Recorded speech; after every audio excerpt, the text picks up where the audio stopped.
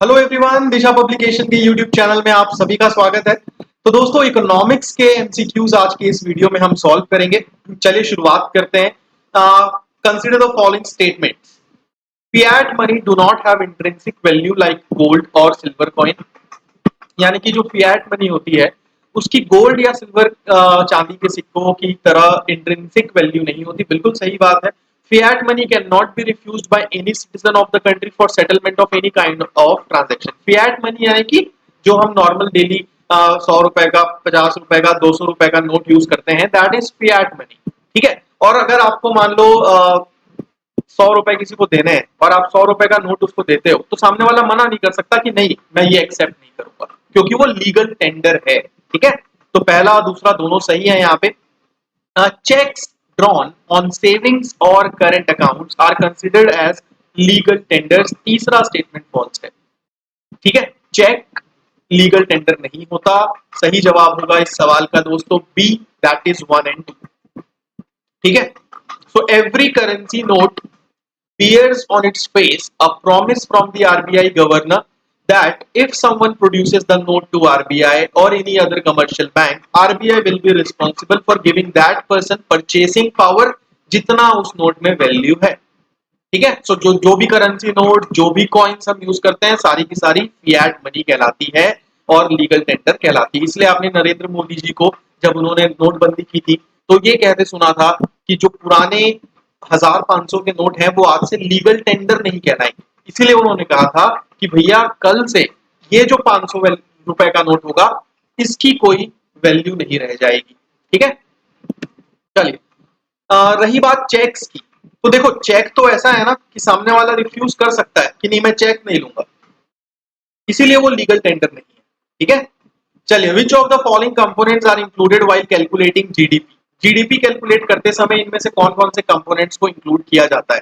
All consumption, investment and payments made by the government for current use, spending on purchases of fixed assets and unsold stock by private business, the value of the consumption of goods and services acquired and consumed by the country's household, net export।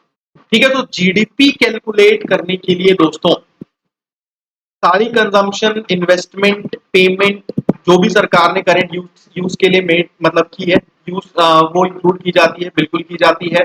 Second भी correct है। और साथ ही साथ consumption of goods and services जो country के house hold द्वारा की गई है वो भी इंक्लूड होती है, और नेट एक्सपोर्ट भी। तो चारों करेक्ट होंगे। करेक्ट आंसर होगा इसका डी, दैट इज 1, 2, 3 and 4। ठीक है। सो गवर्नमेंट स्पेंडिंग भी आएगा, कैपिटल स्पेंडिंग बाय बिजनेसेस भी आएगा, नेट एक्सपोर्ट्स भी आएगा, कंजम्पशन भी आएगा। ओके। चलिए, consider the following statements regarding gross national product, that is GNP. GNP is the value of finished goods and services owned by a country's resident over a period of time. While GDP limits its interpretation of the economy to the geographical borders of the country, GNP extends it to include the net overseas economic activities performed by its nationals।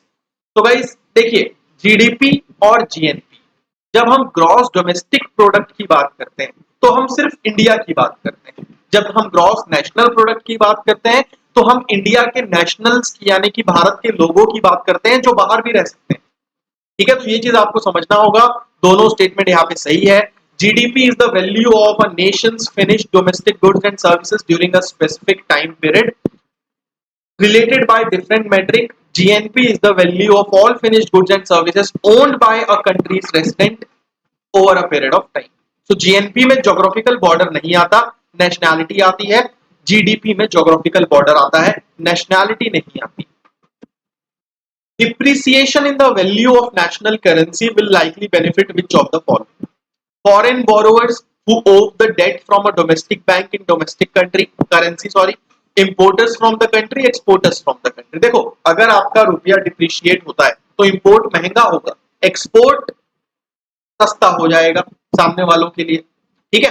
तो कहीं ना कहीं correct answer इस सवाल का हो जाएगा A. Imports become expensive, exports become more competitive. ठीक है, क्योंकि फॉरेनर्स के लिए अब आपका सामान खरीदना सस्ता हो गया। Fine. So foreign borrowers who owe the debt from a domestic bank in domestic currency will also benefit.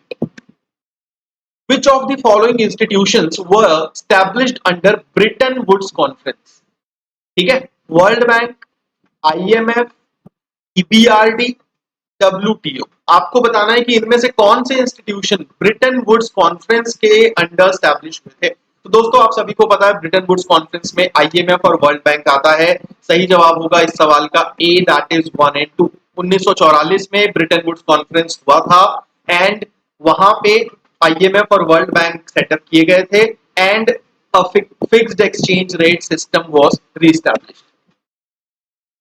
The domestic company isn't required to pay dividend distribution tax on any amount declared, distributed or paid by such company by way of dividend. Dividend received from domestic company is taxable in hands of shareholders.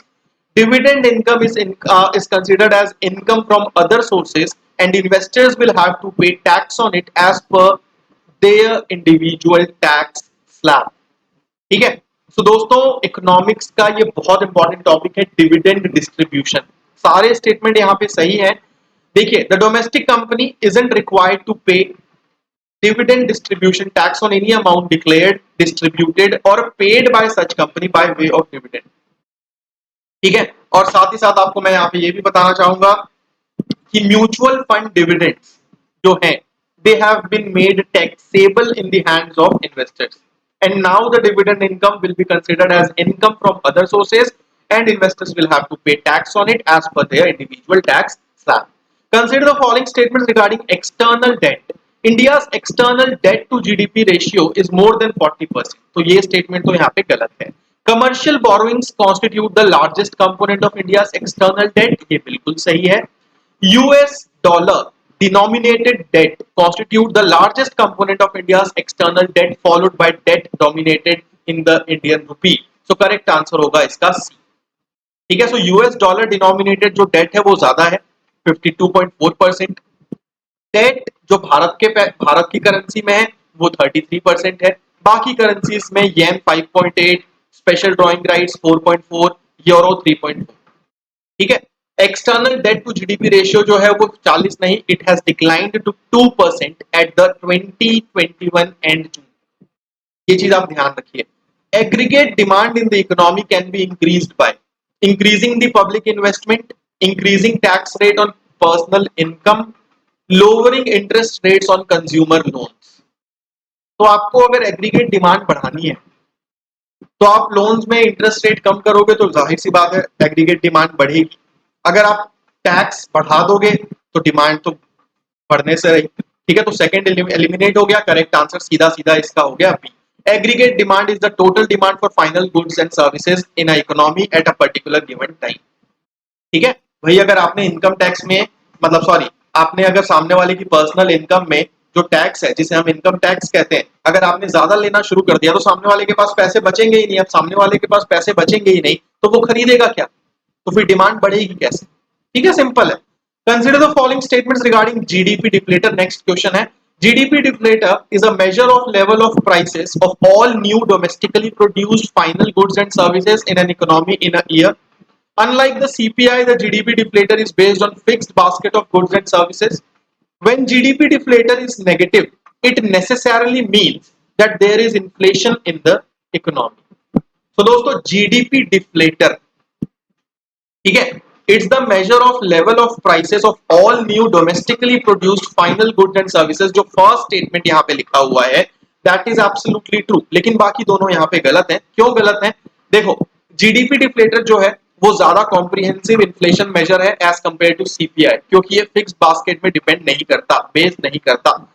GDP deflator जब negative होता है, nominal GDP real GDP से कम होती है, इसका मतलब there is deflation. ठीक है, तो सेकंड भी गलत है, थर्ड भी गलत है, सही जवाब है सी। अगला सवाल, with reference to the government expenditure in India, आपको बताना है कि इनमें से ट्रांसफर पेमेंट्स क्या है। The payments which are made as financial aid in a social welfare program, the interest payments made to foreign countries on loans taken, the payments which are made by the government to its employees. Transfer payments तो दोस्तों transfer payment यहाँ पे होती है redistribution of income and wealth by means of the government making a payment without goods or services being received in return. ठीक है, so for example welfare, financial aid, social security, government subsidies etcetera. तो सब सिर्फ और सिर्फ पहला statement सही होगा, बाकी दोनों यहाँ पे गलत होंगे। अगला सवाल, the term kostak rate is related to GDP, MSP, IPO, money market. तो दोस्तों कॉस्टेक रेट जो है वो इनिशियल पब्लिक ऑफर आईपीओ से रिलेटेड है। It is the rate at which an investor buys an IPO application before the listing.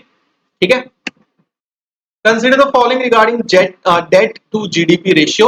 Investors often look at the debt to GDP metric to assess the government's ability to finance its debt.